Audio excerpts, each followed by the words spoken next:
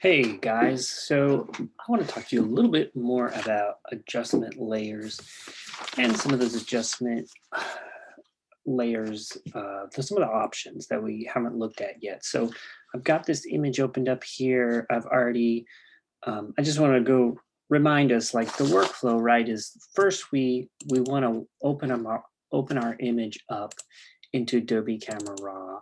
I'm going to pop back into that for a moment. And we want to do as much as we can here because there's a lot of great tools in Adobe Camera Raw. And we want to keep, again, we want to make sure that we have the option to have this as a smart object so we can always come back. So I've done that. I've kind of like made an initial kind of workup, at least with the basic profile. And then we're going to come into Photoshop, and the goal of Photoshop is just to accentuate and do some more precise or specific things. So I have my basic workup already done here. I've used my eyedropper tool to get the brightest area of my image on this arm here for like my white point, and then my black points over here on this sock. And then I'm trying to look for something in the middle, and so I kind of ended up over here on this tree. And then those are down here. And just to remind you, I'm working right now under the Photoshop workspace. I'm kind of move things around so I can both see the histogram up here in its more expanded view. So it's a little bit bigger. And then I put the info panel down here. And so I've got my points. So I can keep track of these RGB points. Remember, these points range from 0, which would be nothing, no color information from that red channel, say, to up to 255, which is like for a red channel would be full intensity red. And when you add all of those together, you would get pure white. If it was 255, 255, 255. Where if it was pure black, you would just have all zeros. Okay, so let's look at two adjustment layers we haven't talked about. One is exposure and one is brightness contrast. Now, both of these are, I'm going to go ahead and click these on. I'm going to double click on them to open them up. These are zeroed out right now. So exposure is kind of when it's going to make things brighter. It's going to make things darker. So you can see here, and I wanted you to pay attention as I'm doing this to look up here in my histogram, just so you can see how those things, how it's changing that. You can see it's kind of pushing it up, pushing it towards the right. You get a peak up here, which means that we have a lot of clipped information, which means that like now, for example, if I put my cursor over top of the jeans, you can see my RGB values now are it says 172/255. And that, what that means over there, unfortunately you can't see it when I bring my cursor, but that's where I was looking. It just means that originally it was at 176, but now with the adjustment, it clipped at just pure white, right? So we can go the opposite direction, and it's moving the whole histogram to the left, right, towards the black point, or pure black tones. And you can obviously see how the image is adjusted. One thing you might notice here is I can go very far over here, and although the image essentially is black, there's still a little bit of information in here. It seems to be harder to clip by clipping in the blacks compared to clipping in the whites, right? Like at 3, almost 4%. Well, let's just do, we do put a 3 in here.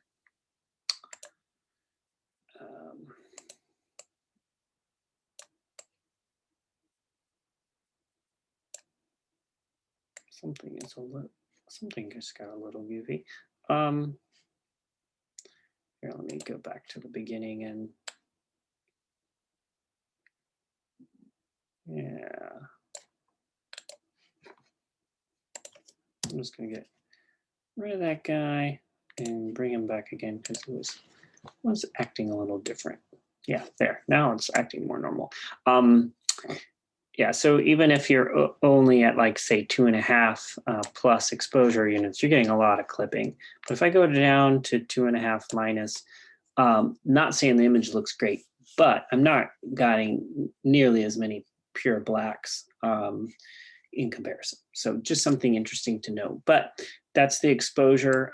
Really, normally we would just use exposure in Adobe Camera Raw. So this is rarely used, but it's interesting to notice. You can see it does come in handy from time to time.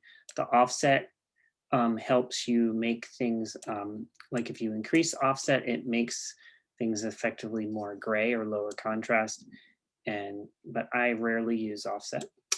And gamma correction is somewhat similar. The more gamma you have, the more contrast effectively it's going to feel like. Well, I say more, but it's actually lowering the gamma creates a more contrasty look, but moving it to the right. Okay, so you get just at least a basic sense of that. I'm going to reset that, how that works. And now let's go to brightness contrast. Okay, again, I'm finding all these down here in my adjustment panels. And brightness contrast, you go to the right and you increase brightness. But one thing to notice different from exposure is it doesn't cause nearly as much clipping.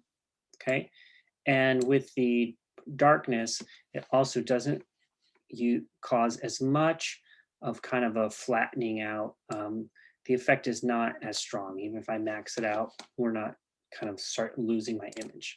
But do look at the histogram, and it's kind of one of the things that happens with histogram is as I decrease brightness is it gets pretty narrow, which means that I'm losing contrast, right? Overall, if I increase this, it's certainly shifting to the left. The relative contrast seems to stay kind of similar. But if I decrease it, I'm definitely losing contrast. Now, the contrast, let's see what the contrast does. If I increase contrast, obviously down in here, I'm getting more contrast, okay? I'm getting more of more blacks and more whites. Not as much in betweens, and you can see that the histogram shape itself changes a little bit. It gets a little bit wider and kind of like a little bit looks like a bad hairdo or something. But we start to lose that sense of peak, and whereas we decrease the contrast, you notice that peak narrows again. So we're losing relative contrast. Okay, so I just wanted you to be aware of kind of that histogram.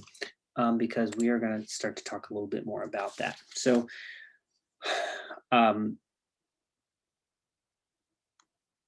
so let's review a little bit more about histograms and what they do real quick. So, all right. Okay, so we're talking about software fundamentals, right? And but we know what the histogram is from the back of the camera. We have an idea of what it does. But remember, it graphically depicts the tonal range of your image from 0 to 255. 256 shades of from black or 0% to white or 100% pure color in each of our different channels. So there are 250 shades per color channel. Think about red, green, and blue values for an 8-bit image, which is by definition how many shades of each of those channels you get. And of course, remember that black is over here on the left, and that equals a black point of an absolute black. And then over here on the right edge of the histogram represents pure white information. Okay. Now, one of the things we do is when we start to look at this histogram in Photoshop is that we can break it down into sort of tones, right? So black point is 0, white point is 255. The midpoint is about 128, which falls right in the middle of that range. And then sometimes we talk about 3/4 tones, which are existing between the mid-tone. If we, again, think about this as a tonal range in black and white, from black to white, that right in the middle is going to be a average or middle gray tonality, but between the middle gray and the pure black will be a dark gray or a 3/4 tone, whereas we have a light gray or a quarter tone between mid-tone and the white point. So we can use the histogram in an adjustment layer called levels to adjust and control tonality, right? So this is what the levels adjustment layer looks like. It looks just like a histogram, but we have some controls down here. So we have a black point control, a white point control, and a midpoint control. And then we also have this output levels that I'll get to later. But right now we're just going to be focused on this. And one of the things we want to understand about levels is that it's relational. So if you adjust the black point, it also affects the midpoint, and vice versa. If I adjust the white point, it's going to affect the midpoint as well. So the basic uses of levels are, we can use it to change the brightness of an image by just adjusting this midpoint. If we make this midpoint greater than 1, then it's going to brighten the image. Very similar to the way the brightness contrast level adjustment layer works. If we, it also allows us to set the black points and white points as points on the edges of our histogram data to optimize the contrast of the image. So if I move this black point in, it's going to make my darks darker, and in fact it will clip this information. So I have to be careful about how I go about this, and the same with these, but I can bring these in if I want to increase the relative contrast. So let's see actually how that functions inside this in an actual image. So let me come here. I'm going to go to levels. It's located right along with curves, brightness, and exposure. And there's my histogram. You can see it's interesting how it doesn't look exactly like the one up here, but sometimes you can click on this for an update and it'll give you something a little bit more like the truth. You'll notice here it has to kind of recount all of the tones in the image to make that happen. But this is the thing, and so let's just see what happens here. So, and let's also pay attention to the actual histogram for the image as I adjust this. So if I go this way and I go to less than 1, you see that the image is starting to darken, right? And then when I let go, you see that my histogram has shifted over to the left. Whereas if I go back, kind of back to my midpoint, and if I go to the left and I start to increase it greater than 1, then of course my image is getting brighter and brighter and brighter. It's starting to lose a little bit of contrast too. If you notice, everything's kind of just white. So my tone out, the distribution of my tones is getting more narrow. Now, we also talked about how you can adjust the black points and the white points. So I want you to pay attention this time to not only the blacks, like the black shoes here and the sword and maybe the tree, but also, well, yeah, so as I bring this in, let's see how that adjusts. So you see that in some ways the contrast is increasing. If I look at the body here and the portrait of my son is increasing, right? So if I go back, it's definitely getting darker in spots here and it's seeming to make the contrast better. But in some places like my shoes and maybe back here, I'm really starting to lose a lot of detail. So you can see back here, right along the shadow here, I'm losing a lot of information back in here. It's just kind of blocking up as black.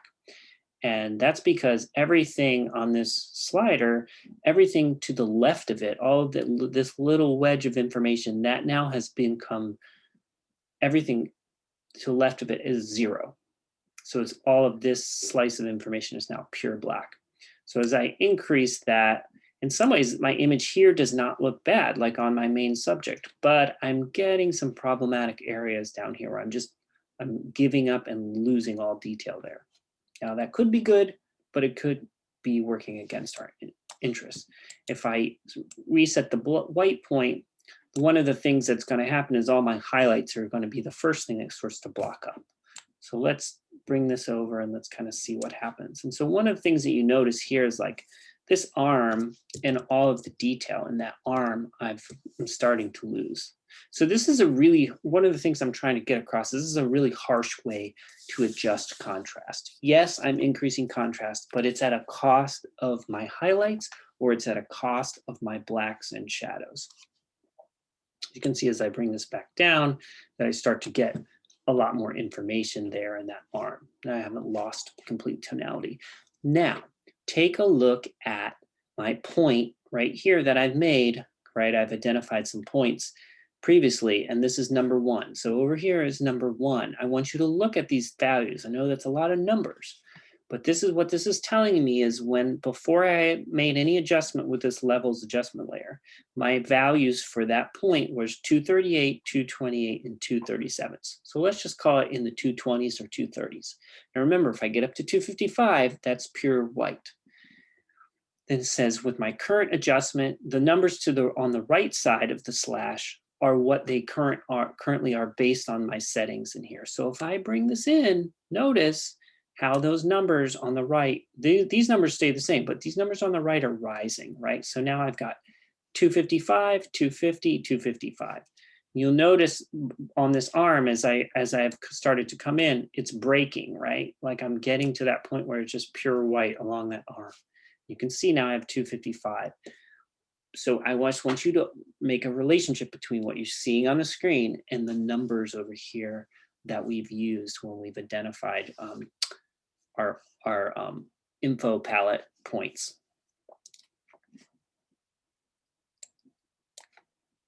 I'm just going to bring that back a little bit, and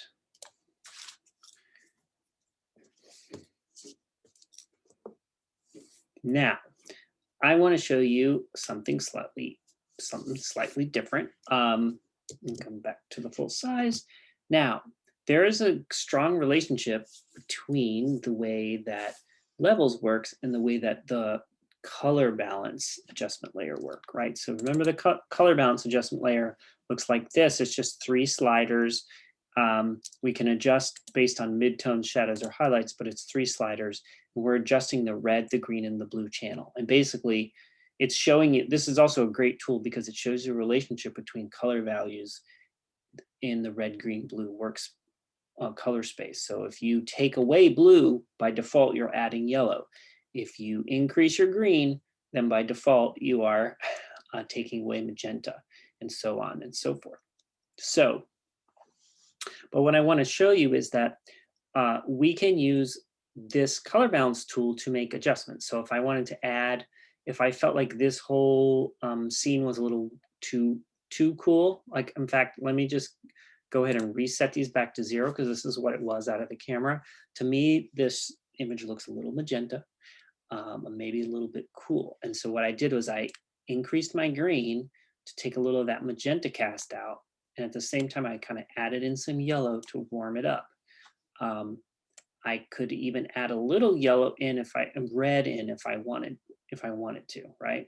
But depending on how much of one particular color I add, I'm changing the overall color balance, or you could say color cast of this image. I want to show you that you can do the same thing with levels, just to show you how fundamentally powerful this tool is. So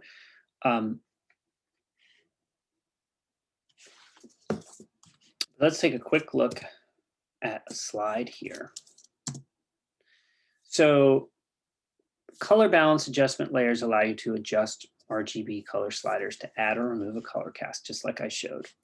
Now in levels, you can adjust the color cast of your image by going into each channel and adjusting the midpoint slider. So we're going to be using this midpoint slider, but by default, when you first come into levels, you're adjusting all of the channels, the red, the green, and the blue simultaneously. But we can control that and just come in and click on this RGB part and choose one color at a time. So let me illustrate that.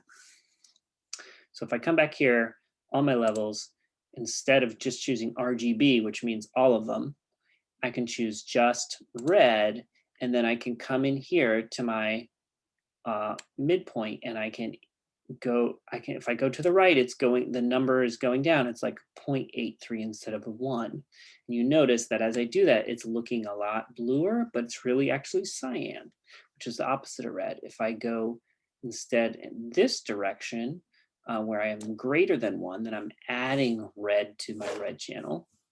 and you can see I'm adding that color cast. Very similar, very, very similar to what's happening when I go into color balance and I add red, right? Or I take away red and make things more magenta. Okay, now let's go back to levels and just show you that we can, of course, we can do the same thing with green, make things more magenta, make things more green. You might also notice that it would appear that the effect is a little bit more intense. And one of the reasons it is more intense is because it's adjusting the, I mean, I'm adjusting from the midtones, but because levels is relational, it's also affecting highlights and shadows at the same time to a greater degree than color balances, because remember, color balance is asking me to choose, do I want to affect midtones, highlights, or shadows? So because I'm doing midtones here, it is affecting midtones more than the shadow areas. Okay, it would almost appear that it's affecting everything too, but you can tell it's just like not pushing as I move this slider. Like if I just go to as much as I can, 100% red, right? And then I try the same thing with levels. I just max out this red to, you can see that the effect is actually more intense, right? This is a more intense effect than that color. So, but effectively, we are still doing the same thing, just in a slightly different way.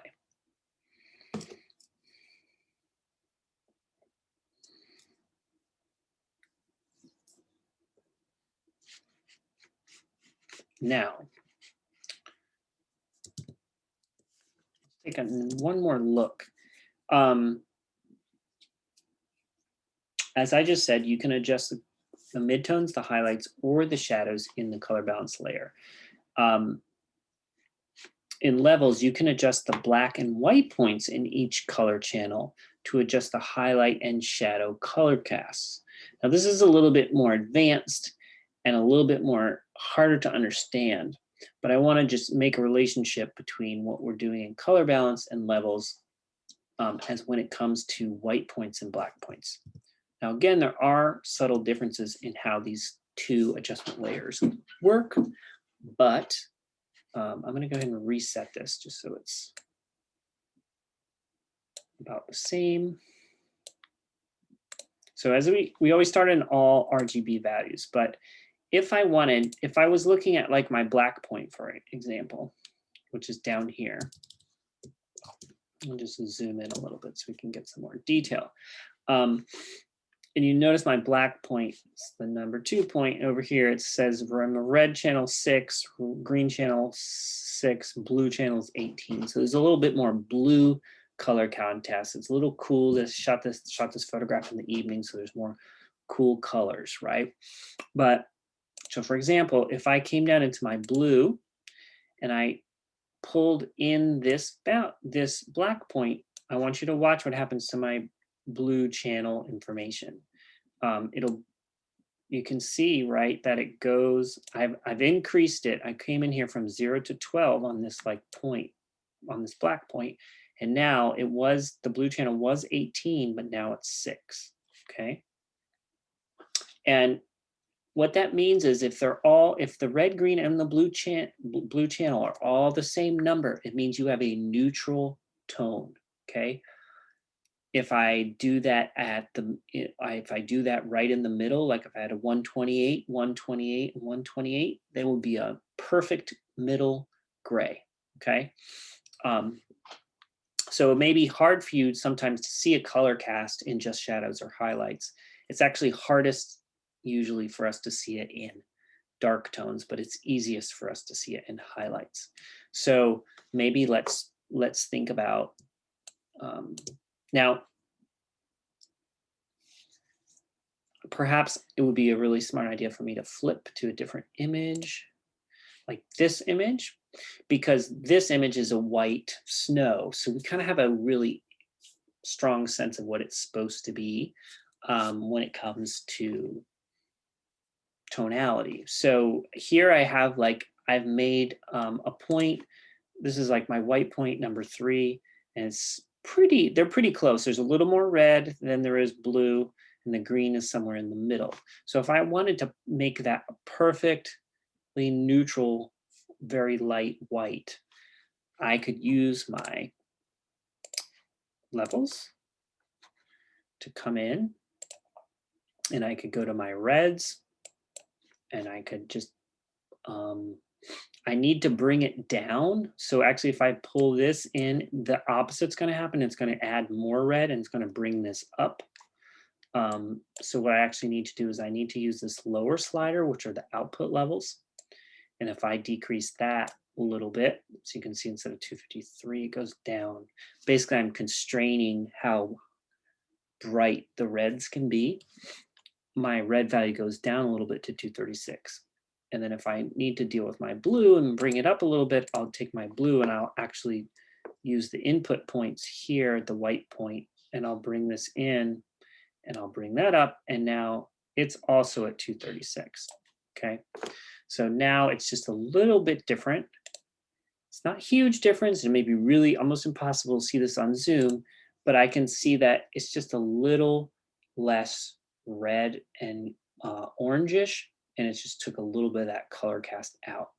Now, sometimes if you have uneven lighting or you have a difference between a highlight and a shadow, you're still going to have difference in colors between that highlight and shadow. And so that can be hard to totally remove color cast. But this is a way, a very precise way that you can use levels to deal with color cast in either highlights or shadows, okay?